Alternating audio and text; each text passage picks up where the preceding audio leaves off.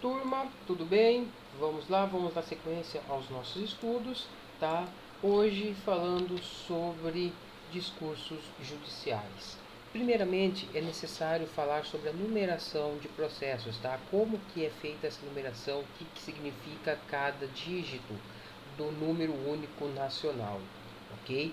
O número único nacional foi instituído pelo CNJ por meio da Resolução 65, com o intuito de padronizá-los em um único formato utilizado em todos os órgãos do Poder Judiciário do país.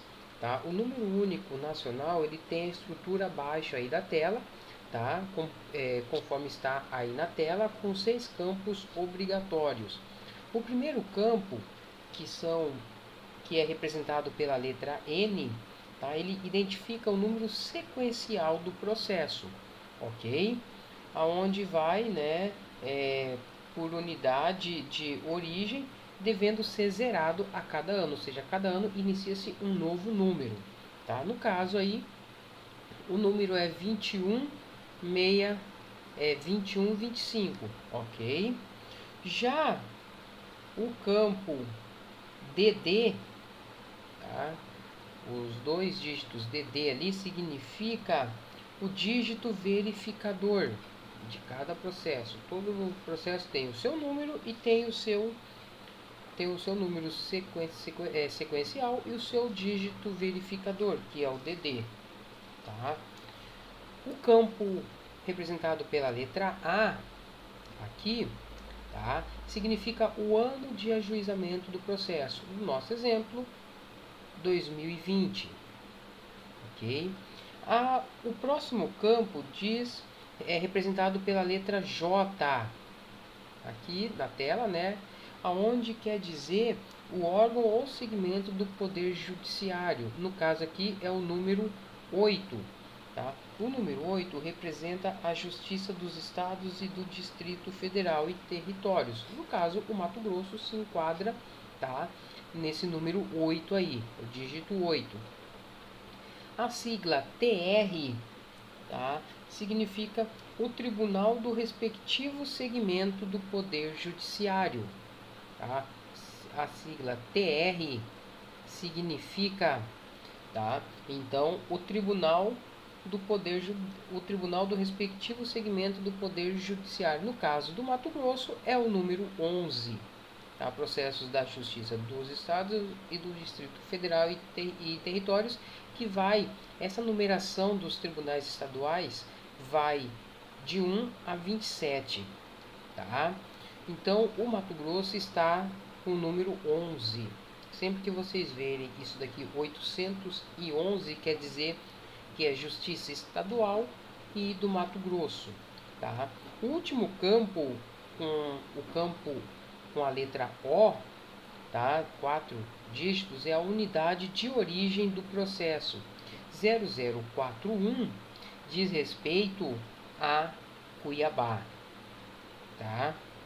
Então, são processos, né, de primeiro grau de jurisdição, onde o 41 diz respeito à unidade de Cuiabá, a comarca de Cuiabá.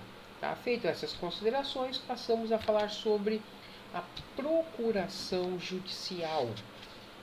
Tá? Nós já vimos a respeito da procuração extrajudicial, agora vamos falar sobre a procuração judicial.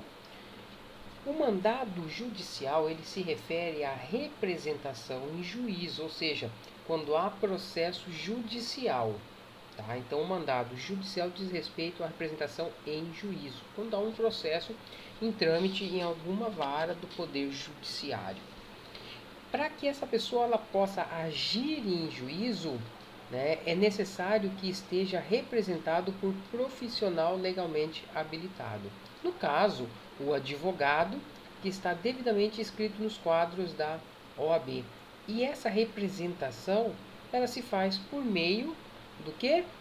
Da procuração judicial.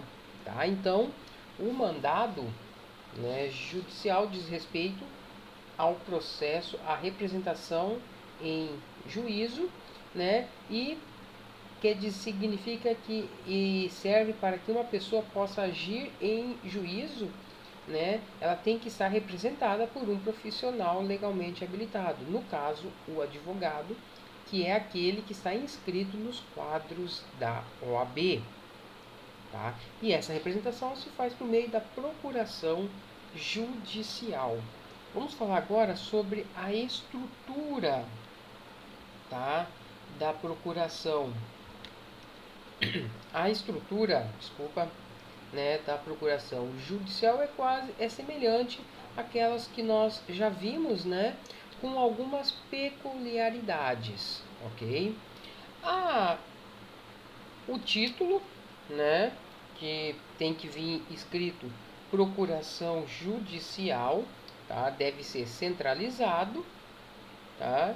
E com nome escrito procuração judicial ou adjudícia, não tem problema, ok?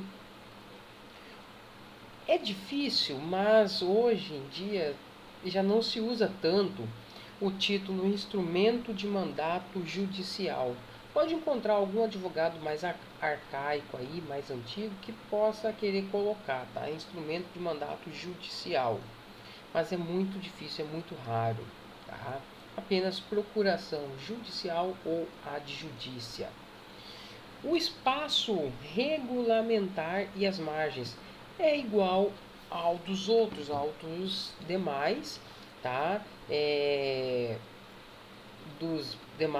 Das demais peças que nós já fizemos, ok? O espaço regulamentar de 8 centímetros, a fim de que o juiz, né, possa despachar ali, colocar alguma determinação ou protocolo de recebimento, enfim, é o espaço reservado para essa finalidade, né, que é entre a procuração e o início do parágrafo, com a qualificação das partes e o que, né, para que serve aquele instrumento.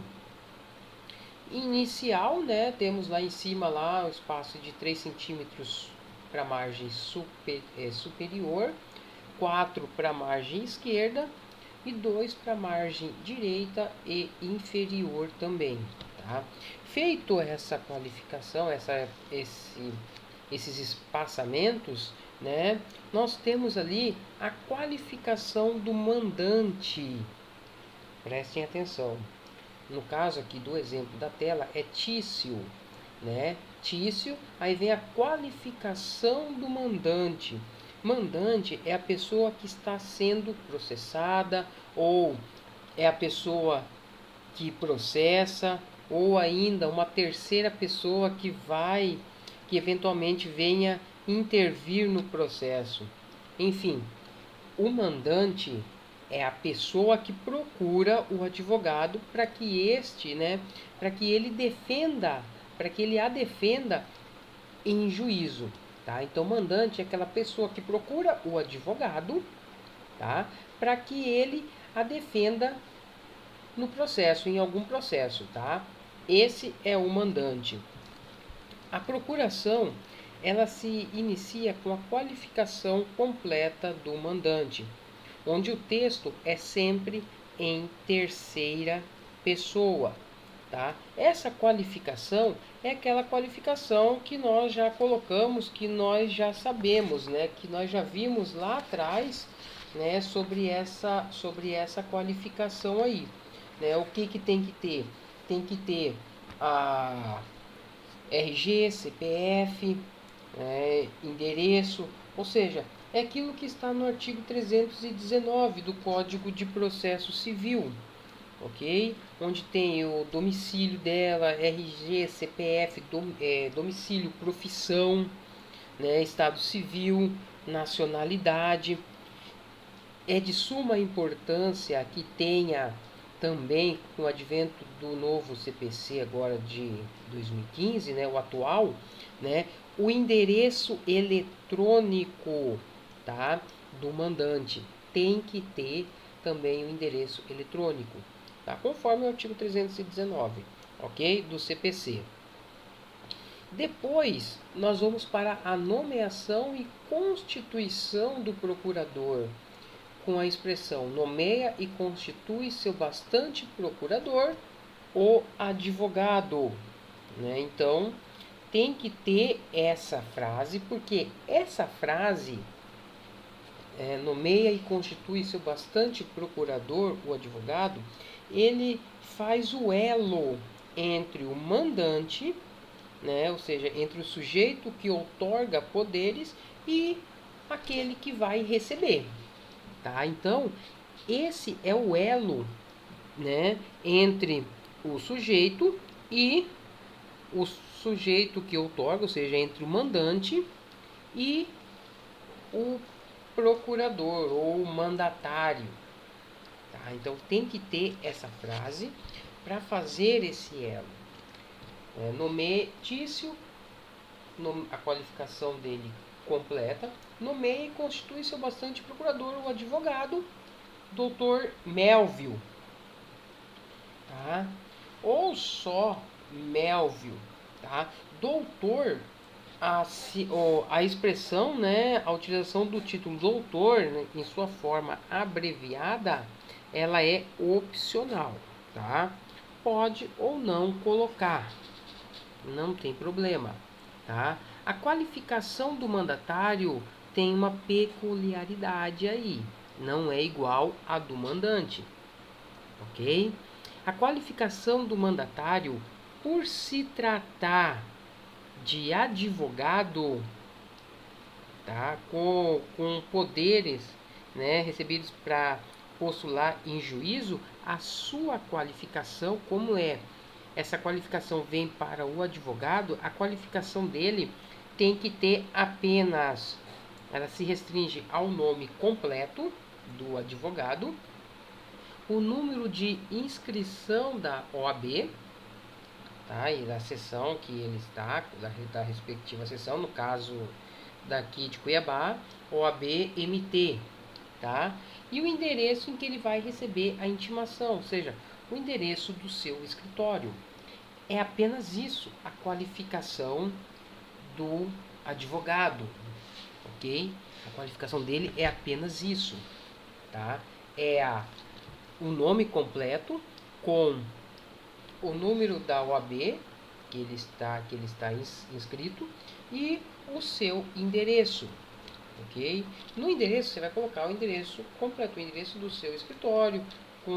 Tem muitos que colocam, né, no corpo da procuração ou no rodapé, né? Coloca o telefone, coloca o endereço lá, como você vai colocar o endereço ali em cima, pode-se colocar também o telefone e o e-mail, tá? Mas esse e-mail, esse telefone pode ser colocado, o telefone pode ser colocado também no rodapé, não tem problema nenhum, ok? Mas tem que colocar, tá? É apenas isso. Mesmo, detalhe, mesmo que os advogados, os mandatários, eles façam parte de um escritório de advocacia, tá? De uma sociedade, tem que colocar todos os advogados que estão ali, tá? Todos aqueles que vão utilizar, né, que vão atuar nesse processo, tá? Então tem que colocar todos com a qualificação individualizada de cada um, tá? Como assim, professor? Se eles são de uma mesma sociedade, de um mesmo escritório, você vai colocar Melville, advogado, inscrito na OAB número tal, fulano de tal, inscrito na OAB número, advogado, inscrito na OAB número tal, ambos com escritório profissional, a rua tal, número tal, na cidade de Cuiabá. Ou seja, você pode, se são os mesmos, se é no mesmo endereço, você coloca o procurador, o mandatário e o número da sua OAB, coloca apenas isso e depois coloca lá no final ambos com o escritório, ou todos com o escritório, né? A rua tal, se é apenas um endereço, ok?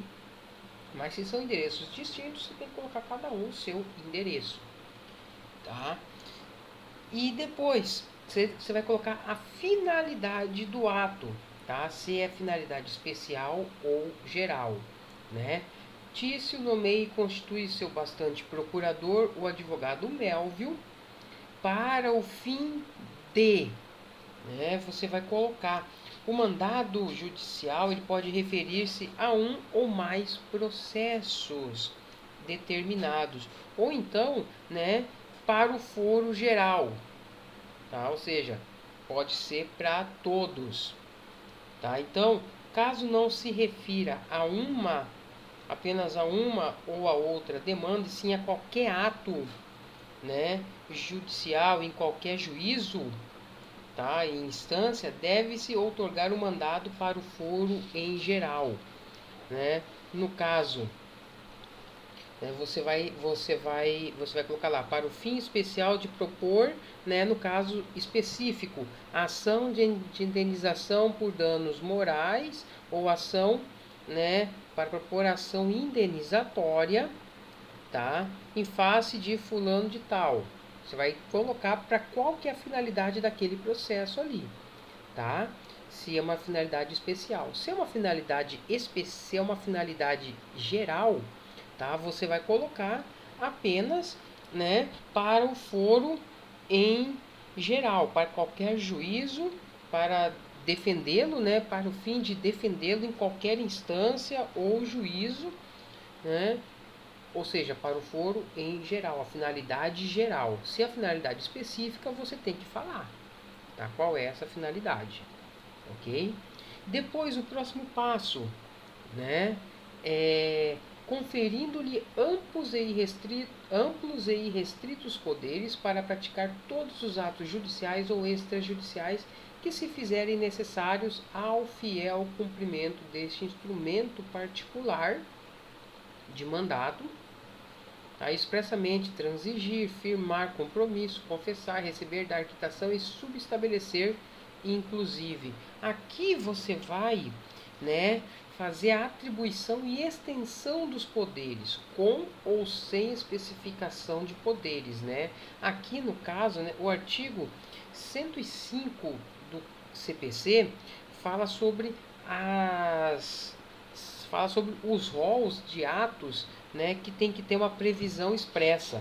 No caso, receber citação, confessar, reconhecer a procedência do pedido, transigir, desistir, tudo que eu coloquei aqui, tá? Então tem que colocar isso, tá? Então ela deve conter, a procuração, ela deve conter especificamente, tá, a extensão desses poderes, tá? Para que ele vai servir, ok? Também pode-se colocar também a questão, né? Se você vai lá colocar lá a finalidade lá do ato, né? Você pode colocar ali a questão com a finalidade de defendê-lo no processo tal, mas no processo número tal, em trâmite da vara tal, né? Mas você tem que colocar que ele tem esses poderes para poder dar, né? Ele atuar no nome de quem? Do mandante, tá? Para ele responder em nome do mandante. Isso é obrigatório ter na procuração, tá? Por fim, local e data, né? Que é o local, o município onde foi realizada a procuração. E por fim, a assinatura. A assinatura é somente do mandante, no caso, o Tício, tá?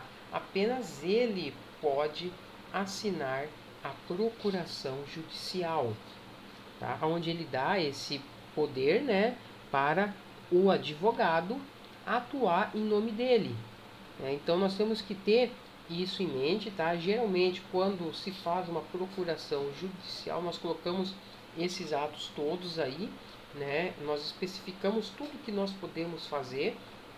Detalhe, tem uma situação aqui que é um detalhezinho. Nós temos que colocar na procuração que nós temos poderes especiais para receber os valores que porventura o nosso cliente vá receber, tá?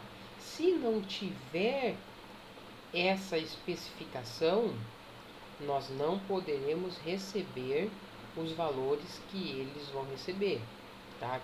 Que o nosso cliente vai receber. Aí o que vai ter que ser feito? O juiz vai emitir um alvará, de levantamento desse dinheiro, né, de pagamento do valor em nome do cliente, ou seja, vai para a conta do cliente, e você depois vai ter que esperar, torcer para que o seu cliente não te dê o calote, né? Não te passe a perna e não te pague, tá? Então tem que ter essa especificação que você tem poderes para receber esses valores. Assim, o alvará vai sair em seu nome. Ok, pessoal? Aqui nós terminamos. Fiquem com Deus. Até a próxima aula.